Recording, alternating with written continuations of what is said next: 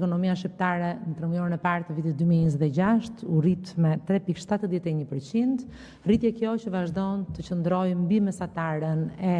Ballkanit Perëndimor, e vendeve të Ballkanit Perëndimor, e cila rezultoi 3,6% dhe gjithashtu mbi mesataren e Bashkimit Evropian, e cila është ndjeshëm më ulët në nivelin 1%. Sipas sektorëve, ecuria e ekonomisë vijoi të mbajë një shpërndarje të qëndrueshme.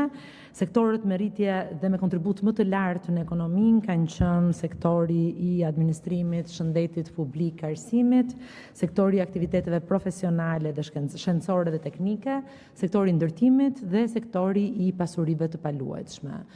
Në vlera reale të rritjes, ndërtimi u rrit me 3,33%,